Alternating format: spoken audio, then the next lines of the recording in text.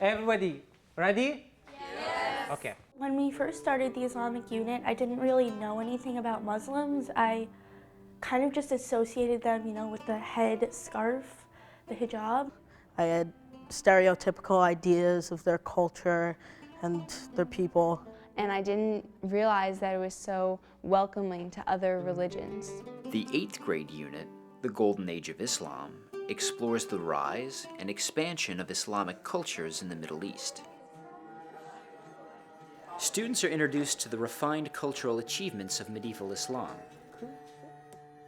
Yes, Kufic script. Earliest Calligraphy and algebra emerge as systems of abstract notation. There's always this idea of balance that's really strong, especially in the Muslim religion. Students begin the unit with the exploration of pre-Islamic tribal societies of the desert, followed by the life of Muhammad, the birth of Islam, and the development of religion with Muhammad's successors. Trace the movement of the caliphate as it makes its way eventually to Baghdad. Allahu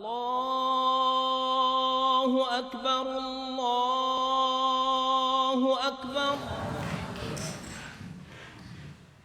Allahu Akbar. Allahu Akbar.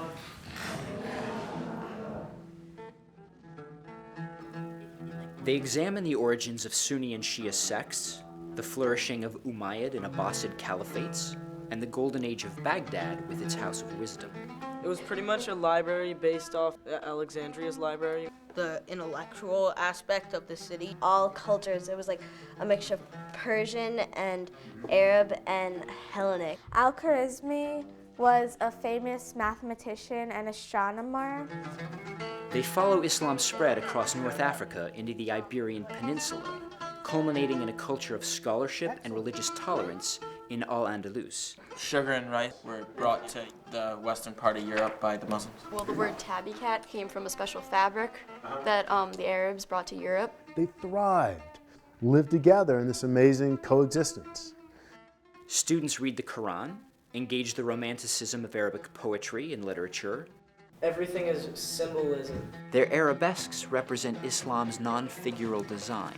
They rehearse Middle Eastern rhythms while learning about the instruments of Arabic cultures. This is 1, 2, 3, 1, 2, 3, 1, 2, clap. An astrolabe that was from the Islamic times. You can see it's a little bit more detailed. They would hold it up and look through it. Perfect. Well, it really helps you understand ancient cultures and how they navigated.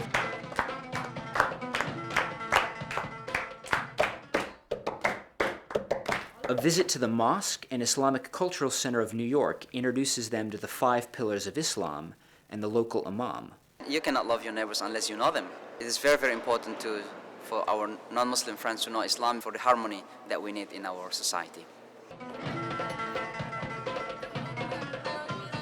Their culminating project includes a Middle Eastern banquet, and their final assignment is to research and write an historic memoir in which they assume the identity of a medieval Muslim personage.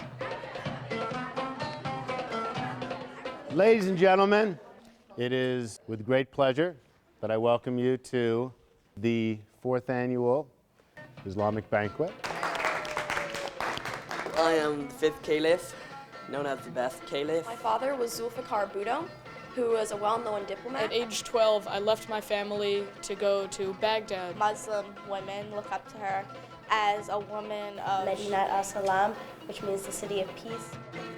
Students leave this unit with a rich understanding of the history and complexity of issues surrounding medieval Islamic society and the role of contemporary Islamic society as a potent actor on the global stage.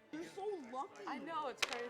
It's really opened my eyes to diversity and cooperation throughout the world.